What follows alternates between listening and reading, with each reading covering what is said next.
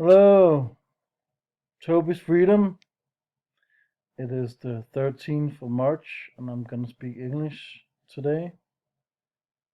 I will speak with my viewers in other countries like the States, UK, China, Japan, Russia, Africa, whatever, Germany, Sweden, so on.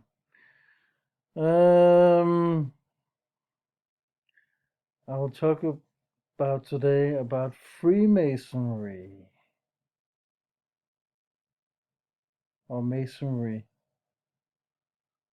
Many people believe it's the Freemasons who control the world. I'm not certain about that anymore. I'm not 100% sure about it. I think the controllers are unknown. I believe nobody knows who really controls society. Why would the controllers expose themselves? Then the game would be over.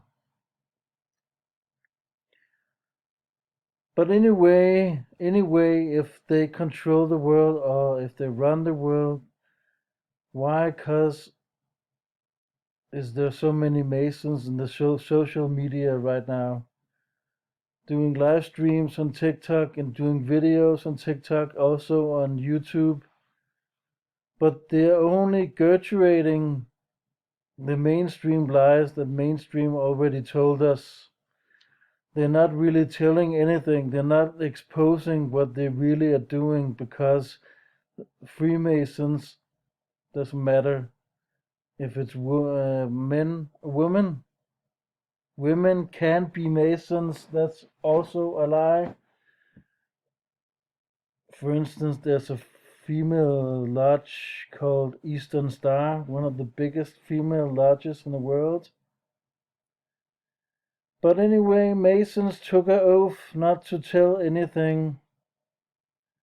So that's why it's waste of time to chat with a Mason online, because they believe that you are a troll. And also, not every Mason knows everything what's going on in the world. Those Masons who are on the bottom doesn't know anything. It's only Masons who are on the top who have the 33 degree, or in Scandinavia it's only 11. So it's only those on the top who knows what's going on. Those on the bottom are more or less like us, brainwashed people. Um, but I am gonna talk about a story not so many know about because people are not exposing nothing as these days. Many people gave up. So I have to do your work actually. So it's about this guy, William Morgan, anti-Mason, and Benjamin Coleman. I'm gonna talk him in a while, but I will talk about these two guys. This guy was an anti-Mason. He had a third party running for office, and it's only one of the few times we ever have the third party in the States. There's only Democrats and Republicans in the Congress. In Denmark, we have tons of political parties, both from the left and the right side. So it's really confusing in Denmark. But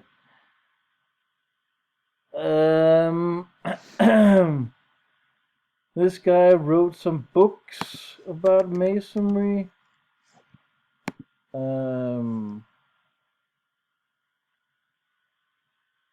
I guess it was not the whole truth, but some partly truth. So I guess many activists are tired of hearing about it. Many activists believe what I say because they know everything is a lie and a hoax. But there's really no heroes on the world stage, and that's why also one of the main reasons why the system is keep going, because people don't find togetherness in this world. They keep going on these false heroes. So he was no hero, William Morgan, and they tried to kill him. I believe the Masons tried to drown him, but the weird is that they never found a body of William Morgan. That's really weird.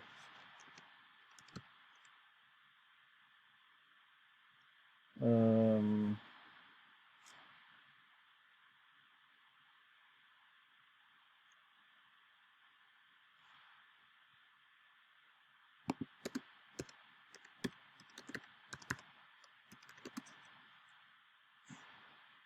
let's see here.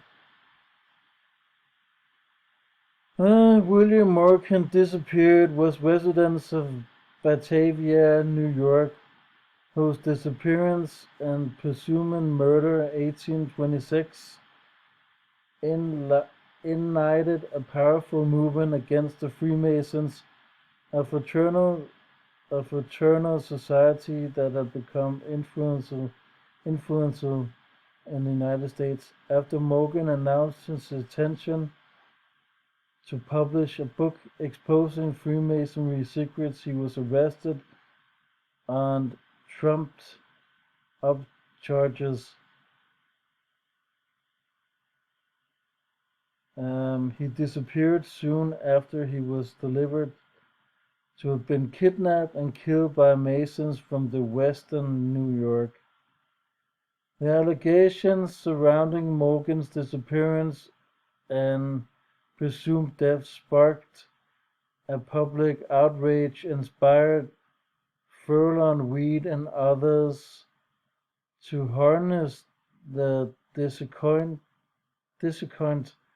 by founding a new anti-Masonic party in the opposition to President Andrew Jackson's Democrats. It ran a presidential candidate in 1832, but was nearly defunct by 1835.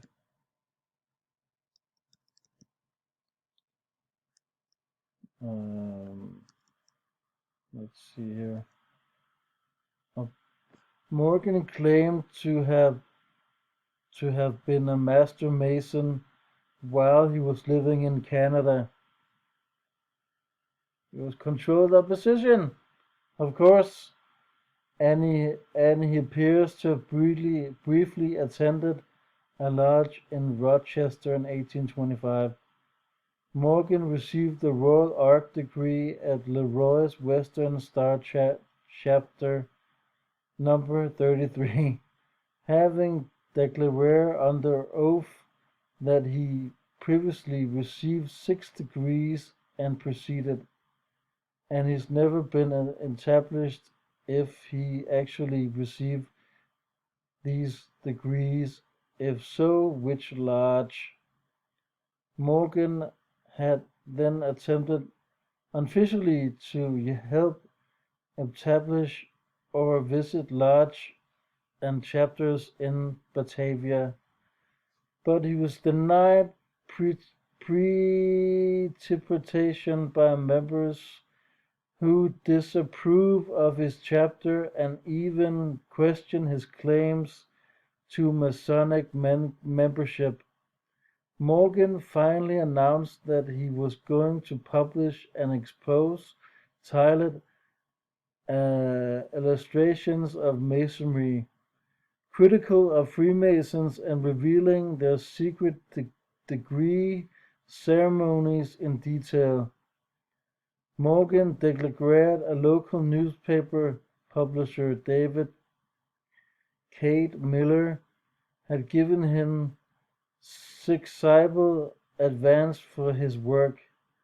Miller has said to receive entire apprentice degree, the first degree of Freemasonry, but he had stopped from achievement by objection of Batavia Lodge members. Morgan promised one-fourth of the profits and financially bankers of the venture Millard John Davis, Morgan's landlord, and Russell Dyer into a 500,000 Pendle pound with Morgan guaranteed its publication. Since Masons placed their hands on the Bible and promised not to reveal the passwords and ribs of the degrees, several members of the Batavia Lodge published an advertisement denouncing Morgan for breaking his word by authority. The book attempt he also was made to set fire in Miller's newspaper office and print shop. Wow. On September 11th, 1826, Morgan was arrested for supposed non-payment of loan, alleging stealing a shirt and tie. According to the laws of the time, he could be held in debtor's prison until restoration was made, which would have made it more difficult to publish his book. Morgan was jailed in Canandaigua,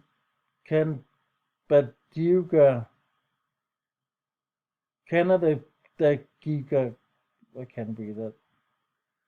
And when Miller learned of his and went to jail to pay off debt, secure Morgan's release. Morgan was released but then arrested and charged with supposedly failing to pay $2 tavern bill.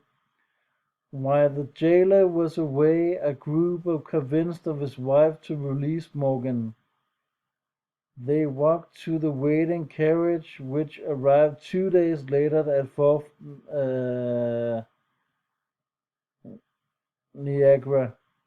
Shortly afterwards, Morgan disappeared. There were conflicting accounts of what happened next. Generally accepted version of events that Morgan was taken in the boat to the middle of the Niagara River and thrown overboard, where he presumably drowned. Since he was never seen again in the community, 1848, Henry L. Valence actually confessed on his deathbed to taking part in Morgan's murder. Purported event recounted in Chapter 2 of River Raid, S. G. Finney's anti-Mason Masonic book, The Character, Claims, and Practical Workings of Freemasonry, 1869. In October 1827, badly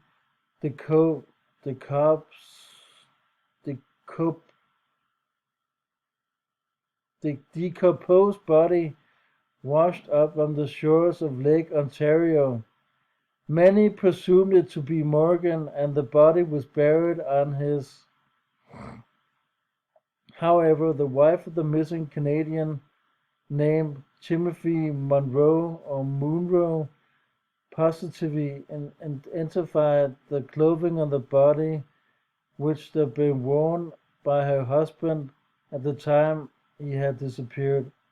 One group of the Freemasons denied that Morgan was killed, alleged that he had paid him 500 to leave the country. Morgan was reportedly seen later, including in other countries, but none of the reports were confirmed. Eventually, Eli Bruce, the sheriff of Niagara County and a Mason, was removed from office and tired of his involvement in Morgan's disappearance. He served in 28 months in prison after being convicted of conspiracy for his role kidnapping Morgan and holding him against his will before his disappearance. Three other Masons, Lawton Lawson, Nicholas Chesebro, and Edward Sawyer, were convicted of taking part of the kidnapping and serving sentences. Other Batavia Masons were tried and acquitted.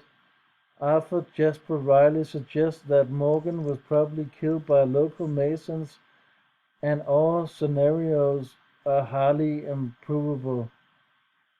Historian H. Paul Jeffers also considers this more creatable explanation.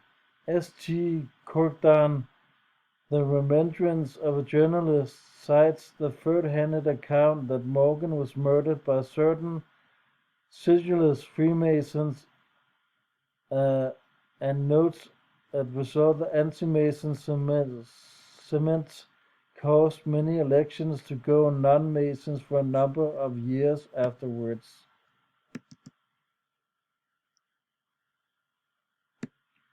I'll say, if there wasn't found any body of William Morgan, I'll say he was a controlled opposition agent, paid chill. He was running both sides of the table. He was not killed, he faked his death. So, he was paid off, nothing else. I don't think he died in Niagara Falls. It's a lie story. History is a lie. All of it.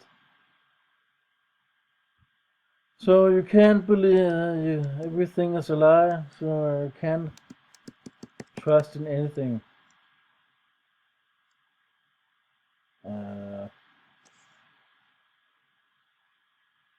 And I want to show you a different story.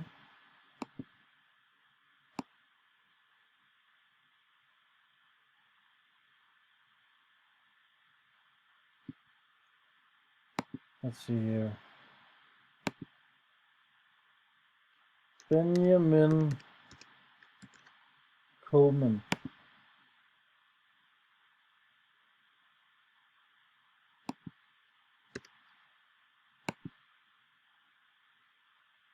He was an activist, probably.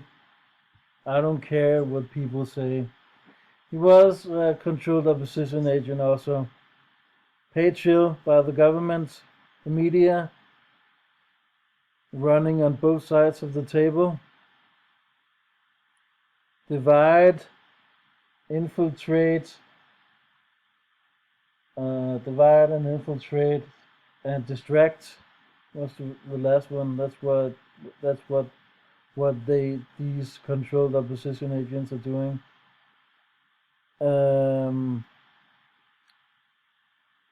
This guy who burned a Freemason lodge some years ago. It was in 2019.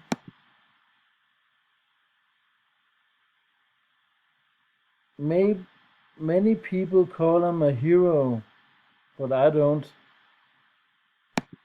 I believe this was a stage arson or probably an insurance scam.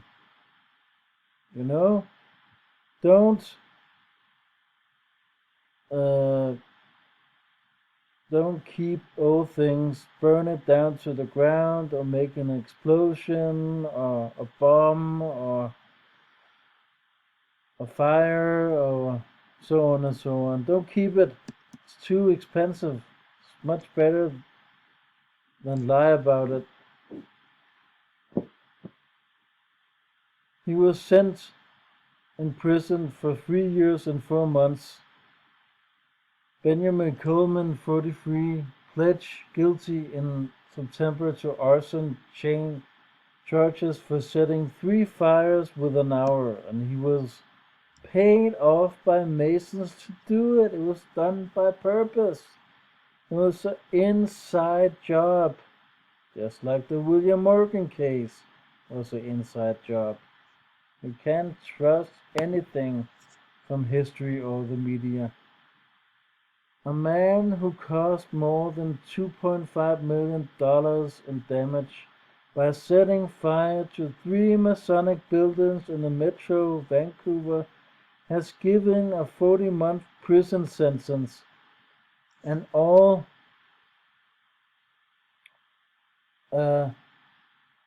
court cases with famous people like Bill Cosby, Lori Loughlin, what's her name, Felicity Huffman, um, uh, Martha Stewart, O.J. Simpson, all these cases I don't need to name some Danish because I'm making this video in English, but all these cases are rigged, and the same with the cases with fires and wars and sickness and crime cases and terror threats. All these people are found by the media. They are all crisis actors, and this guy is a fucking actor.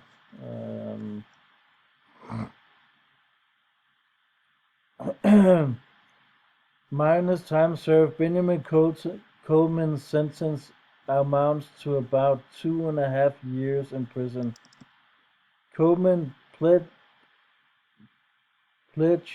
guilty to arson charges after setting the fire on March 3rd, with all within an hour of each other, and 2 in North Vancouver and 1 in Vancouver.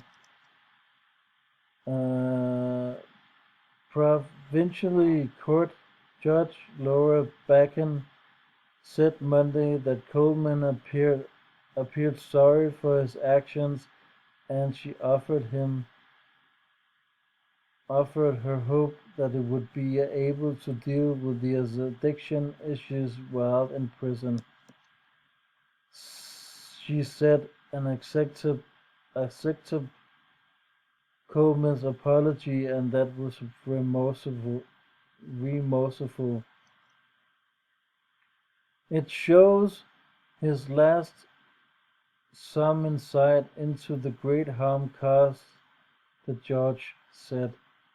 Backen noted there were been concern replying in Crown's written submission that Coleman would be reoffered if he didn't address his addiction issues. Damage from the fires ranged from Meyer to building to Vancouver to complete the loss of the Masonic Hall in North Vancouver. Both Crown and Counsel Coleman's defender's lawyer told the court target Masonic buildings in an attempt to stop the Illuminati using mind control, and voices directed him to start the fires. You see, this is a damage control. This guy is a crisis actor. He's a puppet on the world stage. They want awakened people or realistic people to look silly, stupid. They want us to show the people who are sleeping that awakened people are stupid and they don't have a brain, and they take medicine and have what's it called? Um, Silver paper hat. What do you call it in English?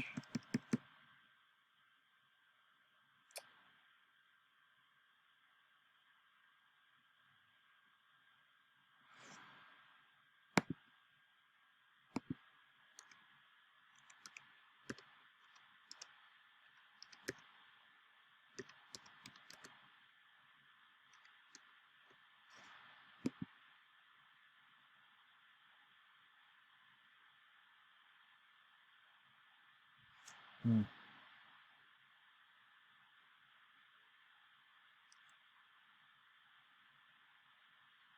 Tinfoil hat. They want so people think we can't use our brain and that we're not normal, and we probably have a diagnosis, for instance, ADHD or something like that, autism. We're special people. They want us to believe that. They want also that something is happening. They want also the awake, the realistic people.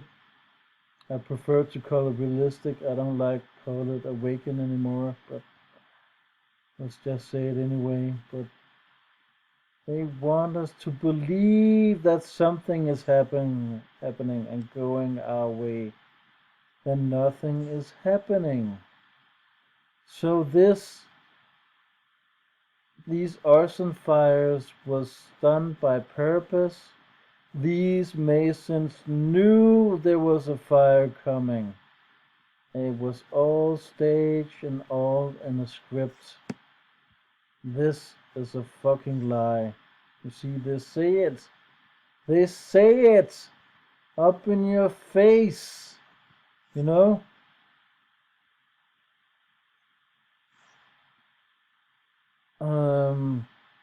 Kohlmann's lawyer, Jessica Dawkins, Crown Attorney Jones asked for a prison sentence up to 5 years, blah, blah, blah, blah. Kohlmann's lawyer, Jessica Dawkins, told the court her client set the fires early in the morning so no one would be harmed. You see, they tell the truth right up in plain sight. It was an inside job. Benjamin Kohlmann set the fires on where there were no people at the lodge. You can see there are no witnesses here. You can see there's fire trucks, there's firefighters, but there's no witnesses.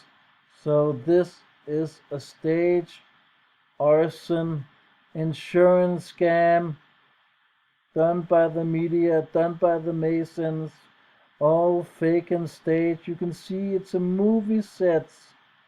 It's a fucking movie set. You can see it. The whole event was staged.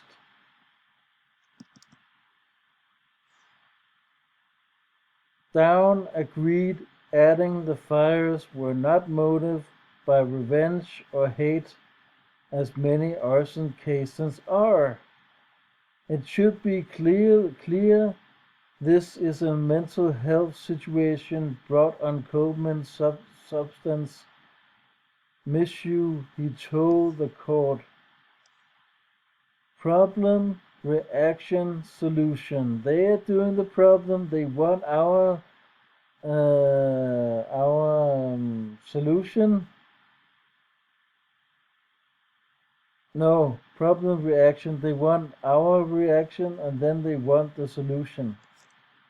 So the solution is the whole thing was also, it was not also because of a damage control. It's also they want people to take their medicine. They want people to have more diagnosis.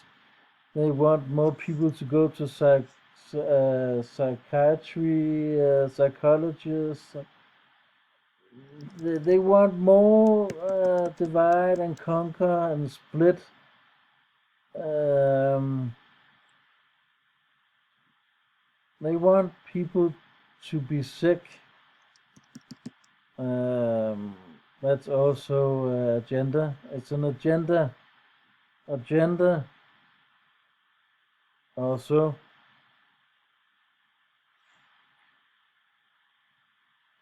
It should be clear the judge said during the reasons for sentence that he saw no financial or revenge motives to Kohlmann's actions. Kohlmann appeared at the sentencing hearing via video link, declining to address the court, asking the lawyer to speak for him, although he thanked the judge for being sentenced. The first call at 6:45 PT on March 30th came in the Blitz of Lynn Valley Lodge in North Vancouver, while the second 5 reported minutes later several damaged the Masonic Center few kilometers away. Shortly after the third fire was started, Kohlmann was spotted leaving the Masonic Hall by off-duty police officer attempting to arrest him. You see, all staged. The court heard Kohlmann was unfenced by the police officer, who drew his gun on him and escaped before being tracked down by nearby Burnaby. He was originally charged with an arson, 3 courts of break, and entered 1 court of each other, assaulting a police officer and failing to stop an officer. The remaining charges were sustained during his sentencing. Entrance of Park Lodge Masonic Center near Rupert Street and 29th Avenue in Vancouver is seen tapped off the March 3rd arson attempt. Dawkins told the sentencing hearing Klein knows what he did was wrong. He's told me point blank deserves to be punished, she said. She added Kohlmann wanting to apologize for the damage he caused for hurting community members through his actions. Kohlmann was born and raised in Nelson, BC, but his life changed at 5 or 6 years old after indigenous father killed his mother, then died by suicide, leaving the child in care of his aunt and uncle. Dawkins can't count on this bullshit either. Maybe Benjamin Kohlmann has never lived. Maybe he's an actor. Maybe he's an act. Dawkins said Kohlmann started drinking and smoking marijuana at the age of 13 before moving to Vancouver, and 18 getting into hard. You can see the damage, more damage control. They want this guy, Benjamin Kohlmann, who's an actor. They want you to put more fear in your head by saying he has a drinking problem and smoking problem. And he's taking harder drugs. We all know that the drugs are only hard because the CIA puts more substance to the drugs. You see, they're pushing fear. This is also a fear. Live in fear. Be careful. Don't go out in the streets. There's an arson. Oh my God, what's happening? Oh, stay in your house. Stop drinking. Stop marijuana. We all know you need to drink or smoke marijuana in moderation. We all know that habits. It's bad habits and it's not good for you. But all things in moderation, you know. So it's only your head is saying that you have a problem. They want this guy to be a horrible person. And the issue is this guy is an actor. That's all what he is. And the court case is rigged also. He was granted 11 education, has worked a range of jobs since he moved to Vancouver, and had been working for 20 years as a drywall installer and painter. At the same time, he was arrested with no criminal record. You can see this guy, he was pointed out by the media or the Masons, the Zionist Jews, the controllers, who else, as an actor. It's all phony baloney. It's a hoax. It's a stage arson. Nothing else. It's insurance scam, insurance fraud. So that's the ending of William Morgan and Benjamin Kohlmann. You can also see if there's not no death certificates or body found, uh, death autopsy by a doctor, you can say this is a real story. This is a hoax. And this is a hoax also. All lies by the media and the false media and the false history. So please be skeptical and critical with alternative stories also. Take care. Bye now.